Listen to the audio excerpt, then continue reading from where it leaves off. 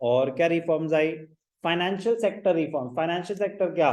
Taxation से related, banking से related, financial नहीं, इसमें बैंकिंग से रिलेटेड ज्यादा आएगा, बैंकिंग से आएगा क्योंकि टैक्स रिफॉर्म्स इन्होंने सेपरेटली दिखाई है। फाइनेंशियल सेक्टर, बैंकिंग की बात हो रही है। Financial sector includes financial institutions like commercial banks, investment banks, stock exchange operations. ठीक है जी. The financial sector in India is controlled by RBI. RBI is known as the apex body.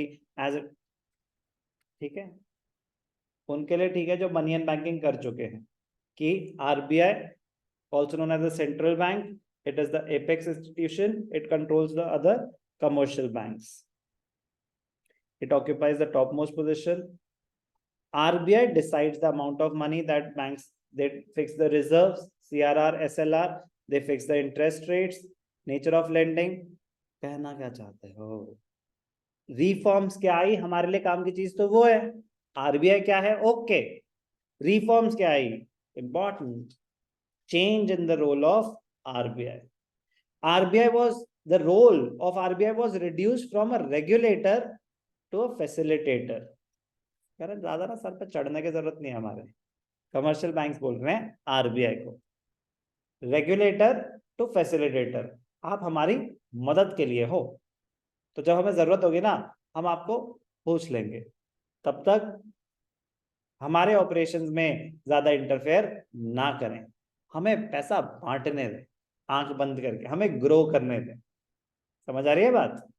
तो role was reduced from a regulator to a facilitator of financial sector. कह रहे हम तो आपकी मदद के लिए हैं, हम आपको रोकना नहीं चाहते बढ़ने से। As a result financial sector was allowed to take decision on many matters without consulting the RBI.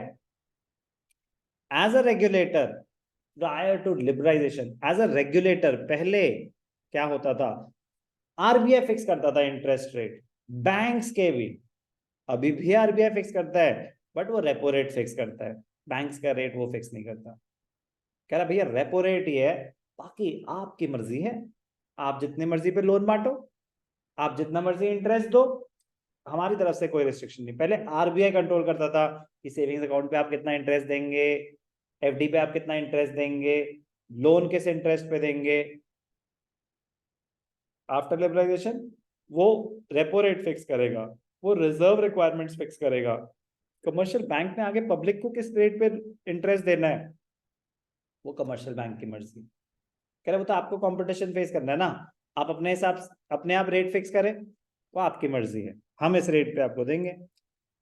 RBI used to fix interest rate structure for commercial banks prior to liberalization. After changing the role as a facilitator, post liberalization, RBI now facilitates free market forces to act accordingly. In post liberalization era, greater autonomy, independence has been ensured for financial institutions for their functioning. But yes, RBI has a role to play, and a very, very big one. It still sets out some rules and regulations, but it cannot control their business beyond the point. वो rates fix नहीं करेगा उनके। तो change in the role of RBI, origin of private banks. पहले तो सारे government banks होते थे, तो गवर्नमेंट ऊपर आया था ना कि फायदा क्या हुआ था?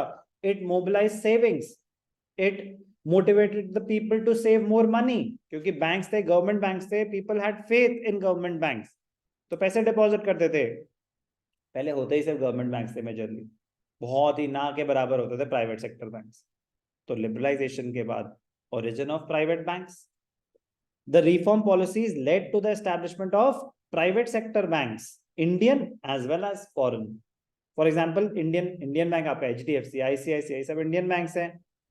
Foreign banks HSBC increased the competition and benefited the consumers through lower interest rates and better services. Competition face करना है तो वो सस्ते loans देते थे।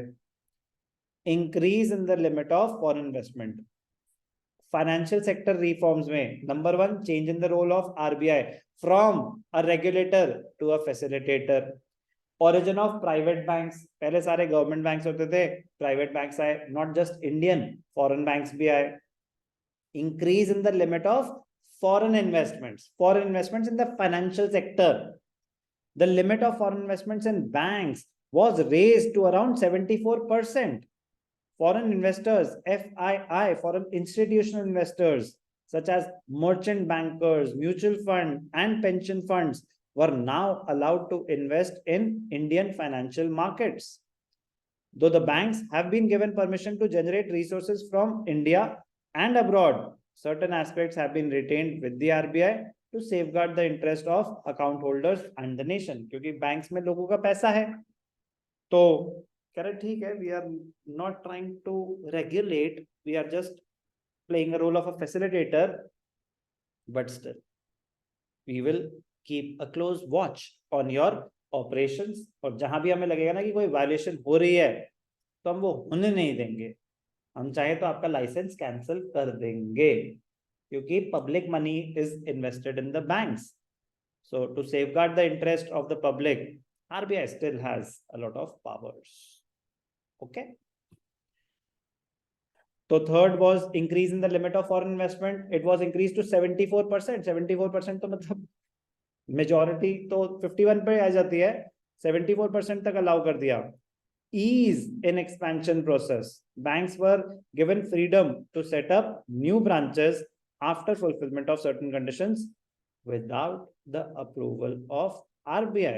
करें कुछ कंडीशंस हैं, अगर आप वो फुलफिल करते हैं आप नई ब्रांच सेटअप कर सकते हैं, आपको RBI से अप्रूवल लेने की जरूरत नहीं है. हमने बस कंडीशंस अपनी बता दी हैं, आपका साइज ये है, कैपिटल इतनी होनी चाहिए, जो भी अगर आप ये क्राइटेरिया फुलफिल कर रहे हैं ना, हमसे कोई परमिशन की जरूरत नहीं है, ऑटो अप्रूवल है, ऑटो अप्रूवल है, आप नई ब्रांच सेटअप करें.